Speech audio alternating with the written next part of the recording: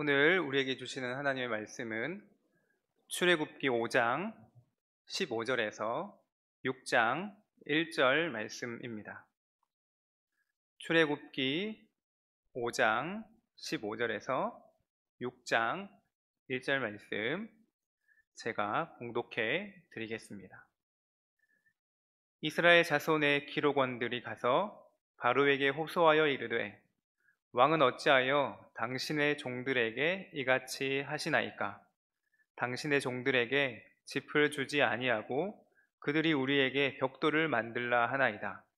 당신의 종들이 매를 맞사오니 이는 당신의 백성의 죄니이다. 바로가 이르되 너희가 게으르다 게으르다. 그러므로 너희가 이르기를 우리가 가서 여호와께 제사를 드리자 하는도다. 이제 가서 일하라. 짚은 너희에게 주지 않을지라도 벽돌은 너희가 수량대로 바칠지니라.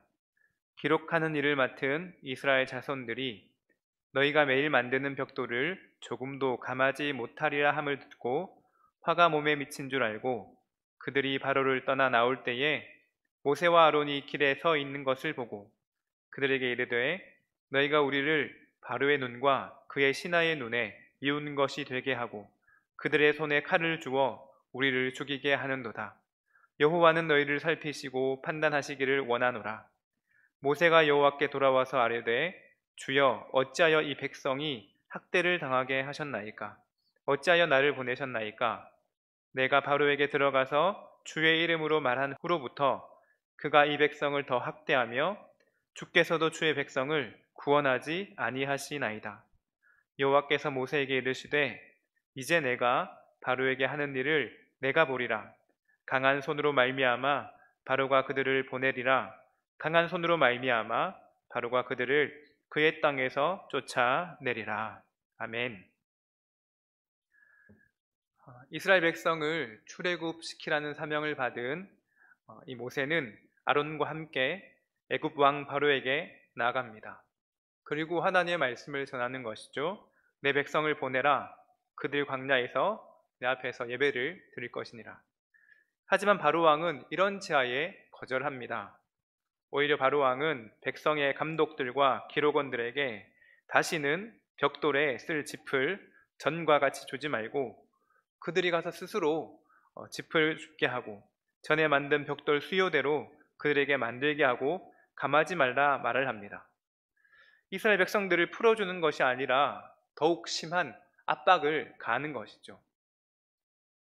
이에 가혹한 노동 조건 때문에 힘겨워하는 이스라엘 자손들의 기록원들이 바로 왕에게 호소합니다. 왕은 어찌하여 당신의 종들에게 이같이 하시나이까? 여기에서 당신의 종들이라는 표현이 3번이나 나타나면서 그 의미를 강조하고 있습니다. 우리 하나님께서는 이스라엘 백성을 내 백성이라고 부르지만 이스라엘의 기록원들은 스스로를 바로왕의 종들이라고 3번이나 강조하고 있습니다. 이스라엘 백성들은 오랫동안 이 노예 생활 때문에 하나님의 백성임에도 불구하고 그 정체성을 잊어버리고 스스로 바로의 종이라 그렇게 고백하며 잘못된 정체성을 가지고 있는 것을 보게 됩니다. 오늘 말씀처럼 하나님의 백성임에도 불구하고 세상 가운데 그렇게 뜻대로 되지 않을 때 우리는 어떻게 대처해야만 할까요? 첫 번째로는 이 기록원들처럼 바로왕과 같은 힘 있는 자를 찾아가는 것이 아니라 모세와 같이 하나님께 나아가야만 합니다. 사람들은 인생이 여의치 않으면 오히려 하나님을 떠나려 하는 경향이 있습니다. 교회를 떠나려 하고 말씀을 멀리 하려고 하고 기도하는 것을 멈추려 하는 것이죠. 하나님을 믿어도 소용없다 생각하고 말씀을 읽어도 무의미하다 이야기하며 예배드리는 것도 헌신하는 것도 소용없다라고 생각하는 것입니다. 그리고는 교회를 떠나는 것이죠. 하지만 우리는 반드시 기억해야만 합니다. 힘든 때일수록 하나님을 더욱 가까이 해야 한다는 것을 말입니다. 야고보서 4장 8절 말씀에 이렇게 기록되어 있습니다. 하나님을 가까이 하라. 그리하면 너희를 가까이 하시리라. 아멘. 고난의 때일수록 하나님께 더욱 가까이 나아가는 우리 모두가 될 수 있기를 간절히 소망합니다. 두 번째로는 인내하며 기다릴 수 있어야만 합니다.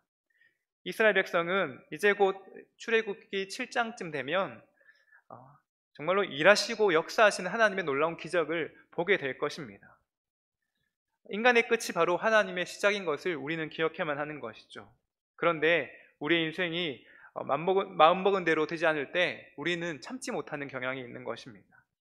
우리가 비록 일이 안 될지라도 일하시는 하나님을 기대하며 기다리는 자세가 우리에게 필요한 줄 믿습니다.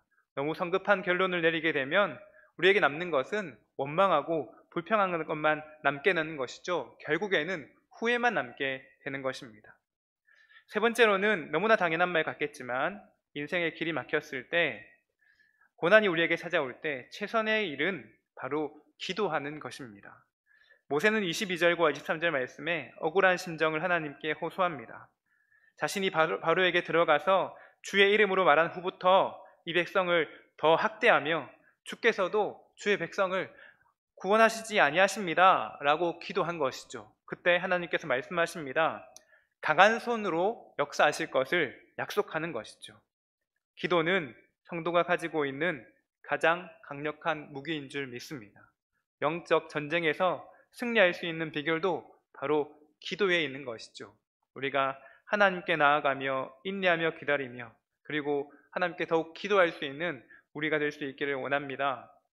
지금의 때가 모세의 때와 같이 많은 어려움과 고난이 있는 때입니다.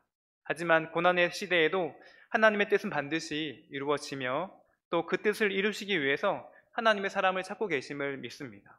우리는 더욱 하나님께 나아가며 하나님의 강한 손을 기다리며 기도로 날마다 나아가서 결국에는 마침내는 하나님의 놀라운 구원의 역사를 경험하는 우리 모두가 될 수 있기를 간절히 소망합니다.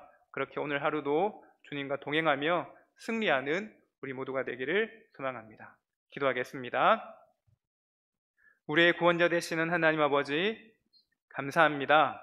때로는 삶의 어려움으로 인하여서 하나님을 원망하며 예배하고 기도하는 삶을 내려놓기도 하는 저희들의 연약함을 불쌍히 여겨주시고, 그럴 때일수록 더욱 주님께 나아가며 주님의 강한 손을 기다리며 기도의 삶을 게을리지 하지 않는 우리가 되게 허락하여 주시옵소서. 그렇게 오늘 하루도 주님과 동행하며 주님께 더욱 가까이 나아가는 우리의 삶이 되도록 인도하여 주시옵소서. 감사드리며 예수님의 이름으로 기도드리옵나이다. 아멘.